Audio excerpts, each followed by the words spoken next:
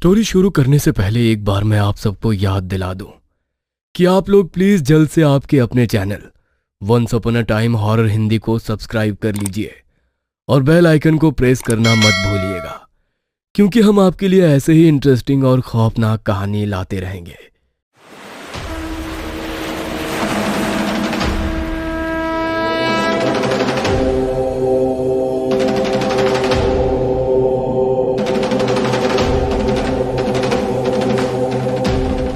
इस संपूर्ण सृष्टि की रचना करने वाले ब्रह्मदेव को एक बार ख्याल आया कि उनके अंदर क्रोध, लालच, मोह, काम, वासना जैसी अनेकों नकारात्मक शक्तियों ने अपना डेरा जमा लिया है। यदि वे इन सभी नकारात्मक प्रभाव से दूर नहीं होंगे तो उनके बनाए जीवों पर भी उनकी इस नकारात्मक ऊर्जा का प्रभाव पड़ने लगेगा। इसलिए अपने भीतर की नकारात्मक शक्तियों को समाप्त करने के लिए वे योग मुद्रा में बैठ गए और अपने तप के प्रभाव से एक एक करके नकारात्मक ऊर्जाएं जैसे क्रोध, लालच, मोह इत्यादि को खुद से दूर करने के लिए जप तप करने लगे। उनके योग के प्रभाव से एक एक करके सभी नकारात्मक ऊर्जाएं, वासना, काम इत्यादि उनके रीढ़ से बाहर निकलने लगी। योग निद्रा की अवस्था में ब्रह्मा जी काफी लंबे समय तक लीन रहे और जब उन्हें अपने भीतर सकारात्मक ऊर्जा का एहसास होने लगा तब आनंदित अवस्था में उन्होंने अपने नेत्र खोले तो देखा उनके सामने एक बेहद भयानक डरावना चीज खड़ा हुआ गुर्रा रहा है। वह जीव देखने में इतना भयानक था कि स्वयं ब्रह्मा जी भी उसकी ओर देख नहीं पा रहे थे। उसका रंग स्याह काला और त्वचा चिपचिपी दिखाई पड़ती थी। उसकी लाल रंग की लंबी जीभ थी और शरीर से भयंकर दुर्गंध आ रही थी। उसका शरीर और आकार इतना विभत्स्य था कि ब्रह्मादेव भी अधिक देर तक उसकी ओर देख नहीं सके। उस जीव को देख ब्रह्मा जी घृणा से भर उठे। कौन हो तुम और यहां क्या कर रहे हो? तुम्हारे जैसे विभत्स्य जीव के अस्तित्व की कोई आवश्यकता नहीं है। मुझे नहीं पहचान पा रहे हो ब्रह्मदेव? मैं आपके ही अंश से बना जीव हूं। आपने ही मेरी रचना की है। आप मुझे पहचानने से इनकार कैसे कर सकते हैं? क्योंकि मेरा अस्तित्व तो आपसे ही जुड़ा हुआ है ना।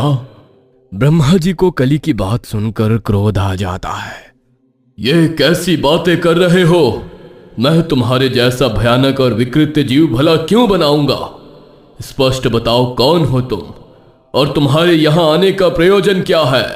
अपने भीतर के नकारात्मक को देखकर इतनी घृणा मत करो ब्रह्मदेव।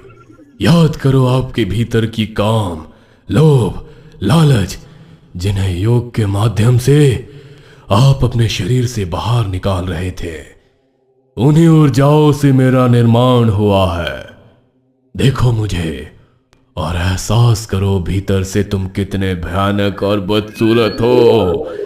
मेरी और 2 पल भी देखना तुम्हें अच्छा नहीं लग रहा ना, किंतु मैं तुम्हारी ही सच्चाई हूं। बलि की बात सुनकर ब्रह्मा जी और भी अधिक क्रोधित हो जाते हैं। तुम्हारे शरीर की तरह तुम्हारा मन और जुबान भी उतना ही गंदा है। स्पष्ट कहो, क्या चाहते हो तुम? इस संसार से धर्मा और अच्छाई का विनाश करना चाहता हूं। आप और समस्त देवता मिलकर धर्म को संसार में स्थापित करना चाहते हैं ना। इस धर्म को अधर्म में बदलकर सब कुछ दूषित कर देना चाहता हूं मैं। मुझे नफरत है हर उस मनुष्य से जो ईमानदारी और सादगी से अपना जीवन बिता रहा है। मुझे नफरत है उन लोगों से जो पूजा पाठ और धर्म कर्म को ही अपना जीवन का लक्ष्य समझते हैं। साधु संत ऋषि मुनि इन सभी का धरती से सफाया करना चाहता हूं मैं। कली नाम है मेरा। कलयुग का भगवान मैं ही हूं। अधर्म का स्थापक बनूंगा मैं और धरती पर पाप, व्यभिचार, लोभ, लालच और बेईमानी को हर प्राणी तक पहुंचाऊंगा। धरती पर जितना धर्म, पाप, लोभ और कुकृत्य बढ़ेंगे उतना ही मुझे बल मिलेगा और देखते ही देखते पूरे लोक का स्वामी बन जाऊंगा मैं। देवता सिर्फ देखते ही रह जाएंगे और संसार पर एक राक्षस का राज्य होगा। क्या कहा? मेरी बनाई सुंदर सृष्टि को अधर्म से कलंकित करोगे तुम? अधर्म का प्रचार करोगे? तेरा इतना दुस्साहस, मैं अभी तेरा नाश करता हूं। इतना कहकर ब्रह्मा जी ने कुछ पलों के लिए अपनी आंखें बंद की और अगले ही पल कालकूट विष का प्याला उनके हाथों में आ गया। इससे पहले कि कालकूट विष कली को स्पर्श कर पाता, कली वहां से भागकर क्षीर सागर में छिप जाता है। ब्रह्मा जी ने जब देखा कि कली पुरुष क्षीर सागर में जाकर छिप गया है, तो उन्होंने कालकूट विष को क्षीर सागर में मिला दिया ताकि उस विष को पीकर कली को मृत्यु हो जाए। किंतु कली बड़ी चालाकी से इस विष से बच गया और वहीं सागर में छुपा रहा। दूसरी ओर देवताओं के महाराज इंद्र को स्वर्ग भ्रमण करते हुए दुर्वासा ऋषि दिखाई देते हैं। दुर्वासा ऋषि के पास उस समय एक पुष्पमाला थी। इंद्रदेव का अभिवादन करने के लिए उन्होंने वो माला इंद्र के गले में पहना दी। मैं स्वर्ग का महाराज देवराज इंद्र हूं और मेरे अभिवादन में दुर्वासा ऋषि ने दिया भी तो क्या, पुष्पों की ये तुच्छ सी माला। मुझे इस माला की कोई आवश्यकता नहीं। घमंड में चूर होकर इंद्रदेव ने वो माला अपने गले से निकालकर अपने हाथी ऐरावत को पहना देते हैं। जैसे ही इंद्रदेव वो माला ऐरावत के गले में डालते हैं, वो उस माला को अपने गले से निकालकर जमीन में गिरा देता है और अपने पैरों के नीचे कुचल देता है। अपने दिए हुए उपहार का ऐसा अपमान देखकर दुर्वासा ऋषि बेहद क्रोधित हो जाते हैं और इस क्रोध में इंद्र को एक श्राप दे देते हैं। मेरा श्राप है कि जिस ऐश्वर्य के अभिमान में तुम मेरा अपमान कर रहे हो, वह तुमसे छिन जाएगा। लक्ष्मी तुमसे रूठ जाएगी और तुम्हारे धन बल में भी हानि होगी। तुम्हारे स्वर्ग लोक में त्राही त्राही मचेगी और तब तुम्हें एहसास होगा कि ऋषि के श्राप का क्या अर्थ होता है। दुर्वासा ऋषि के श्राप के कारण देवता कमजोर होने लगे और उनके मान सम्मान और धन में हानि होने लगी, जिसके कारण इंद्र असुरों के साथ हुए युद्ध में हार जाते हैं। पूरे इंद्रलोक में त्राही त्राही मच जाती है। सभी देवतागण अपनी समस्या लेकर भगवान विष्णु के सामने प्रस्तुत होते हैं। ये सब दुर्वासा ऋषि के श्राप का परिणाम है। आप सभी के टूटते बल और यश में होती हानि अब सिर्फ अमृत के सेवन से ही ठीक हो सकती है। किंतु अमृत पाने के लिए सबसे पहले आपको समुद्र मंथन करना होगा। समुद्र मंथन के बाद जो अमृत निकलेगा, उसी से आप सभी की शक्तियां वापस आ सकेंगे। भगवान विष्णु से उपाय सुनने के बाद सभी देवता जाकर समुद्र मंथन करने लगते हैं, किंतु उनकी शक्तियां इतनी कम हो चुकी थी कि अकेले समुद्र मंथन कर पाना उनके लिए संभव ही नहीं था। ऐसे में देवताओं ने असुरों के राजा बलि से मदद मांगी। ठीक है, असुर सेना मदद करने के लिए तैयार है, किंतु हमारी एक शर्त है। समुद्र से निकलने वाले अमृत में आधा हिस्सा असुरों को दिया जाएगा। हालांकि इंद्रदेव अमृत को किसी भी हालत में असुरों के साथ बांटना नहीं चाहते थे, किंतु इस समय उनके पास कोई और चारा भी नहीं था। इसलिए ना चाहते हुए भी इंद्रदेव असुरों को अमृत का आधा हिस्सा देने के लिए तैयार हो जाते हैं। देवता और असुरों के बीच सहमति हो जाने के बाद समुद्र मंथन शुरू होता है। क्षीरसागर में ब्रह्मा जी से बचने के लिए छिपा हुआ राक्षस कली जब असुरों को समुद्र मंथन करते हुए देखता है, तो वो भी आकर असुरों के साथ समुद्र मंथन में भाग ले लेता है। मंथन में अमृत से पहले भयानक तेज वाला विष निकलता है। उस विष का पान करना राक्षस या देवता किसी के भी वश में नहीं था, क्योंकि वह ब्रह्मा जी का कली के लिए छोड़ा गया कालाकुट विष था। इस विष की गंध और तेज से ही देवता और असुर मूर्छित होने लगे थे। समुद्र से निकले विष से जब हर और हाहाकार मचने लगा, तो उस विष को पीने के लिए भगवान शंकर प्रकट हुए और उन्होंने विष को अपने कंठ में धारण कर लिया।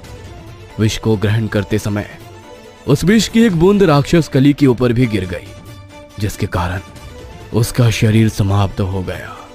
भगवान शिव के विष को धारण कर लेने के बाद मंथन एक बार फिर से शुरू हुआ, जिसके परिणाम स्वरूप समुद्र से अमृत निकला उस अमृत के निकलते ही देवता और असुरों में छीना झपटी शुरू हो गई। चूंकि इंद्र ने अमृत का आधा हिस्सा असुरों को देने का वादा किया था, इसलिए असुर भी अमृत में अपना हिस्सा लेने की जिद पर अड़े हुए थे। असुरों को अमृत नहीं दिया जा सकता।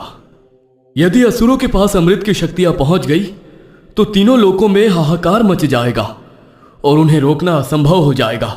हम अमृत असुर को देकर उन्हें अमरता का वरदान नहीं दे सकते। अमृत को असुरों से बचाने के लिए भगवान विष्णु ने एक चाल चली और वो एक मायावी मोहिनी स्त्री का रूप लेकर वहां पर प्रकट हो गए। अपने सामने एक मोहिनी सी स्त्री को देखकर असुर राज बलि उस पर मोहित हो गए। स्त्री के सम्मोहन में वो इस कदर बंध गए थे कि देवताओं के बाद अमृत पीने के लिए तैयार हो गए। देवता और असुर लाइन से अमृत पाने के लिए पंक्ति में बैठ जाते हैं। स्त्री बने हुए विष्णु जी बारी बारी से सभी को अमृत पिलाने लगते हैं और उसी क्षण छल से वो सारा अमृत देवताओं को पिलाकर खत्म कर देते हैं।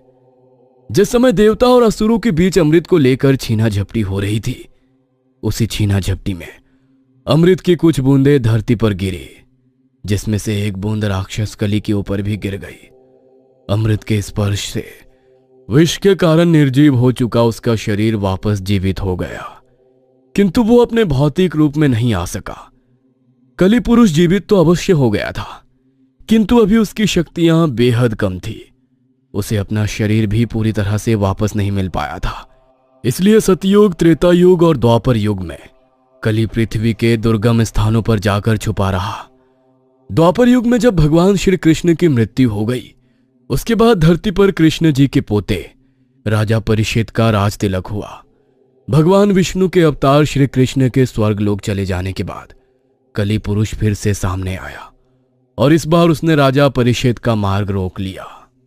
कौन हो तुम और हमारा मार्ग रोकने का क्या अर्थ है? मैं कली हूं, युगों से धरती पर सही समय आने की प्रतीक्षा कर रहा हूं। आप इस समय हस्तिनापुर के स्वामी हैं। आप अपने राज्य में रहने के लिए मुझे आज्ञा दीजिए। कली का विभत्स स्वरूप देखकर राजा परीक्षित ने उसे अपने राज्य में प्रवेश करने के लिए मना कर दिया, किंतु कली अपने जिद पर अड़ा रहा और उसने राजा परीक्षित से कहा कि जब तक वह उसे अपने राज्य में आने की अनुमति नहीं देते, वो उनके मार्ग से नहीं हटेगा। कली पुरुष के बार बार हट करने पर राजा परीक्षित उसे वैश्यालयों, जुआ घर, मांस मदिरा की दुकानों और सोने के भंडार में रहने की जगह दे देते हैं। राजा परीक्षित की बात सुनकर कली बहुत खुश हुआ। राजा परीक्षित ने कली को अपने राज्य में आने की अनुमति तो दे दी थी, किंतु वो इस बात से अनजान थे कि उन्होंने कितनी बड़ी मुसीबत को दावत दे दी है। कली ने राजा परीक्षित के सोने के मुकुट में घुसकर अपनी जगह बना ली और धीरे धीरे राजा परीक्षित से गलत कार्य कराने लगा। राजा परीक्षित के साथ ही उनके दरबार में उपस्थित बाकी मंत्रीगण भी कली के प्रभाव में आकर गलत कार्य करने लगे और इस प्रकार कली ने द्वापर युग के बाद कलियुग की स्थापना की। तब से लेकर आज तक कली पुरुष धरती पर विराजमान है। वह अभी अपने भौतिक रूप में तो नहीं आया है, परंतु वो अपने शक्तियों से इंसान पर काबू पा सकता है और मनुष्यों को अधिक पाप और अधर्म करने के लिए प्रेरित कर सकता है।